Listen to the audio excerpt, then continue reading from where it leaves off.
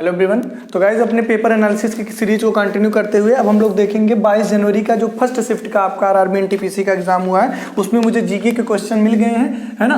तो चलिए फिर देखते हैं। पहले क्वेश्चन की बात करता हूँ। देखिए आपका दिवस से 2 क्वेश्चन पूछा गया था। एक आया था आपका पृथ्वी दिवस, मतलब अर्थ डे जिसको बोलेंगे आप, पृथ्वी दिवस। अब पेपर का लेवल काफ़ी बढ़ाते चले जा रहे हैं, है ना। तो पृथ्वी दिवस आपका पूछा था, ये कब मनाया जाता है? 22 अप्रैल को मनाया जाता है। अगला एक और आया था आपका मतदाता दिवस, है ना। मतदाता दिवस या फिर वोटर्स डे कब मनाया जाता है? नेशनल वोटर्स डे, ये मनाया जाता है आपका 25 जनवरी को, है ना। तो ये 2 दिन से आपके क्वेश्चन पूछे गए थे। बुक से कोई क्वेश्चन अभी तो मुझे नहीं मिला, है ना। तो ये अच्छा, ये ध्यान दीजिएगा 25 जनवरी है, क्या है? 25 जनवरी, ठीक। अच्छा, अगले क्वेश्चन की बात करता हूँ। अगला क्वेश्चन आपसे ये पूछा था कि आदि ग्रंथ है वो किस धर्म से संबंधित है ना। देखिए क्वेश्चन का लेवल कैसे बढ़ रहा है। आदि ग्रंथ जो है वो किस धर्म से संबंधित है? किस धर्म से संबंधित है? तो ये है आपका सिख धर्म से संबंधित। किस धर्म से? सिख धर्म से, है ना। अगर आप पेपर देके आए हैं, क्वेश्चन आपको रियल लग रहा है तो प्लीज कमेंट करिएगा मुझे, है ना।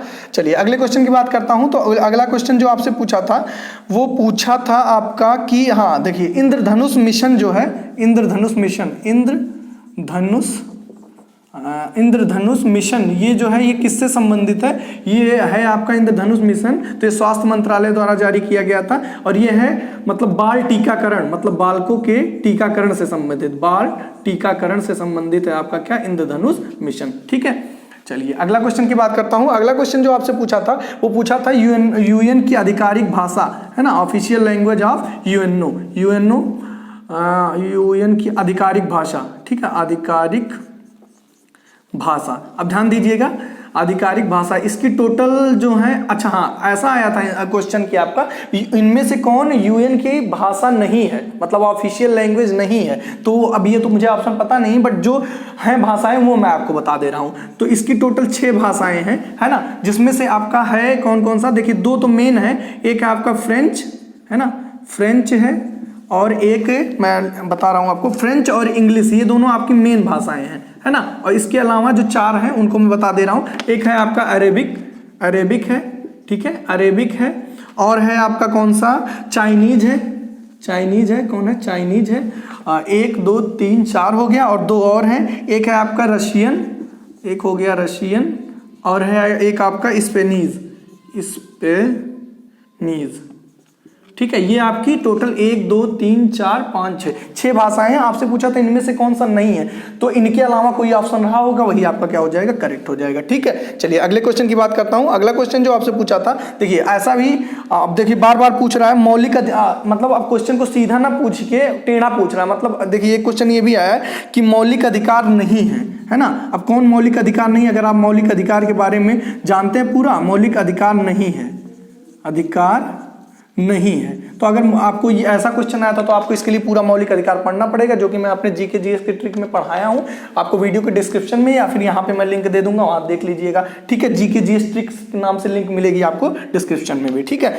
ये एक क्वेश्चन आया था। और एक और आया था कि देखिए ये भी कहा था कि इनमें से कौन कांग्रेस के अध्यक्ष नहीं है, बट इसका ऑप्शन मुझे पता है, कांग्रेस के अध्यक्ष नहीं है। थोड़ा सा डाउटफुल क्वेश्चन है, स्टार बना के दूंगा। कांग्रेस अध्यक्ष नहीं, तो इनके ऑप्शन में दिया था बी आर अम्बेडकर जो है वो कांग्रेस के अध्यक्ष नहीं है, ऐसा कुछ मुझे मैसेज मिला था, है ना। ये क्वेश्चन केवल एक ने बताया था, इस वजह से मैं स्टार बना के दूंगा, ठीक है। चलिए अगले क्वेश्चन की बात करूं। अगला क्वेश्चन एकदम कंफर्म है। अगला क्वेश्चन आपसे पूछा था फादर ऑफ HTML या फिर HTML की खोज किसने की, है ना। फादर ऑफ HTML, है ना, हाइपरटेक्स्ट मार्कअप लैंग्वेज, है ना। ये अभी तक फुल फॉर्म पूछ रहा था, फादर पूछ लिया। तो कौन है आपके? इनका नाम है टिम बर्नर्स-ली। ये जो है आपके इसके जो है फादर हैं, किसके?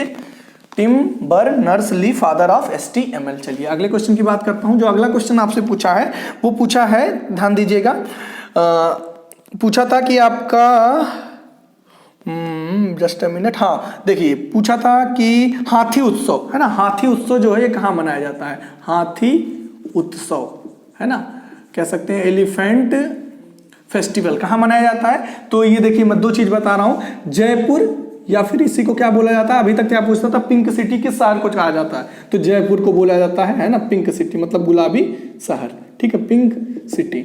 और आपसे ये पूछा था हाथी उत्सव कहाँ मनाया जाता है, तो आपका क्या हो जाएगा, जयपुर हो जाएगा, ठीक है। अच्छा, एक क्वेश्चन आपका ये भी आया था कि ध्यान दीजिए, जंतर मंतर, ये भी देखिए नहीं करके पूछा, जंतर मंतर कहाँ नहीं है, ऐसे कुछ क्वेश्चन है। तो जंतर मंतर जहाँ तक मुझे पता है एक जगह तो आपका जंतर मंतर, एक तो मुझे पता है, सबको पता होगा दिल्ली, और कहाँ पर है ये आप ऑप्शन में करके बता सकते हैं कहाँ पर है। बहरहाल आपसे क्वेश्चन पूछा तो कहाँ नहीं है, तो क्वेश्चन थोड़ा घुमा रहा है, एक आध आप बताइए मुझे और कहाँ पर है। मैंने जल्दी जल्दी में मुझे इतना ही समझ आया तो इतना ही लिखा, ठीक है।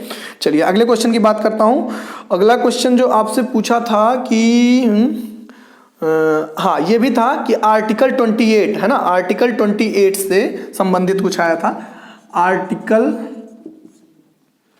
हाँ ये कंफर्म आया था, 2 क्वेश्चन आर्टिकल से आए थे। आर्टिकल 28 जो है वो किससे संबंधित है, तो ये आर्टिकल 28 जो है मतलब किसी भी संस्थान में आपको धार्मिक शिक्षा के लिए मजबूर नहीं किया जाएगा, इससे संबंधित है।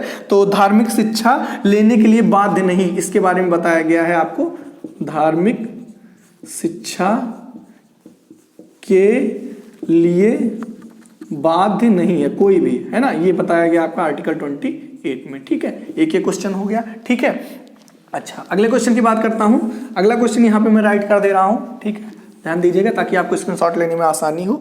हाँ ये देखिए कंफर्म क्वेश्चन है, ये पूछा था पंचवर्षीय योजना कहाँ से ली, मतलब किस देश से लिया गया है ना, इंडिया में पंचवर्षीय योजना, वर्षीय योजना किस देश से लिया गया है, ये जो लिया गया है आपका लिया गया है सोवियत यूनियन से, किससे, सोवियत यूनियन से, सोवियत यूनियन या फिर रूस इसको बोलते हैं, कहीं कहीं पर लिखा मिला था मुझे, तो जो भी आपके ऑप्शन में है लिया गया है ना, लिया गया है।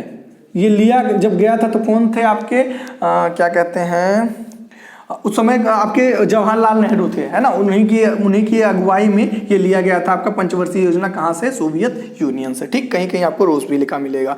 अच्छा एक क्वेश्चन और आया था आपका, ये आया था आपका कि ध्यान से देखिएगा, देश बंधु आया था, है ना, देश बंधु किसे कहा जाता है, देश बंधु, तो देश बंधु किसको, चित्तरंजन दास को आपका देश बंधु के नाम से जाना जाता है, ठीक है। एक तो ये क्वेश्चन है, और दीन बंधु शायद इंड्रूज वगैरह करके हैं, पूरा नाम उनका मुझे नहीं याद आ रहा है, बट आपसे यही पूछा गया था, देश बंधु तो चित्तरंजन दास, ठीक है। चलिए और देख लेता हूँ कोई क्वेश्चन है मेरे पास, जस्ट अ मिनट, आज क्वेश्चन थोड़े कम मिले थे क्योंकि मुझे थोड़ा वीडियो जल्दी बनाना था। हाँ एक था यूएनओ की कंट्री नहीं है, अब इसके लिए तो ये तो बड़ा टफ क्वेश्चन हो जाएगा, टोटल 193 कंट्रीज है, तो कितना याद किया जाएगा, है ना, ऐसा कुछ क्वेश्चन था। बहरहाल आप एक बार गो थ्रू हो सकते हैं, ठीक है। और ये हो गया। हाँ एक और आर्टिकल से आया था, अल्पसंख्यकों के लिए आर्टिकल, मैंने कहा था ना 2 आर्टिकल आया था, अल्पसंख्यकों के लिए आर्टिकल, अल्पसंख्यक आर्टिकल, तो ध्यान दीजिएगा। अब आर्टिकल तो एक जो अल्पसंख्यक नाम दिया गया था, ये दिया गया था आपका ऐसा ही कुछ क्वेश्चन था कि नाम जो अल्पसंख्यक नाम मतलब अल्पसंख्यक शब्द जो दिया गया ये आर्टिकल 29 में है, तो मैं लिख दे रहा हूं आर्टिकल 29 जो था ये केवल शब्द दिया गया था, है ना, और इनके बारे में जो बताया गया वो आर्टिकल 30 में बताया गया है ना, आर्टिकल 30 में के बारे में बताया गया है, ठीक है, किसके, अल्पसंख्यकों के बारे में, ठीक है, उनकी जो मतलब उनको जो क्या कहते हैं वो मिलता है आरक्षण वगैरह, उसके बारे में आर्टिकल 30 में आर्टिकल 29 शब्द दिया गया। ये भी मैंने अपने जीके जीएस के ट्रिक में बताया बहुत अच्छे से, ठीक है।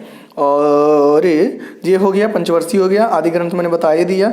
और कुछ गाइस एक आया था कि 2019 में इसरो के अध्यक्ष ने ह्यूमन स्पेस रिसर्च सेंटर कहाँ पर खोला है या ऐसा कुछ है, तो आई थिंक मुझे जहाँ तक आंसर मिला है बंगलुरु है, बाकी आप कमेंट करके बता सकते हैं, मेरे अकॉर्डिंग तो ये बंगलुरु है, ठीक है। स्पेस रिसर्च सेंटर इसरो के अध्यक्ष ने ह्यूमन स्पेस रिसर्च सेंटर 2019 में कहाँ खोला, तो मेरे अकॉर्डिंग तो बंगलुरु है, बाकी आप कमेंट करके बता सकते हैं। 2020 का पद्म भूषण पूछा था तो कई लोगों को मिला, ये भी कंफर्म नहीं बता जा सकता।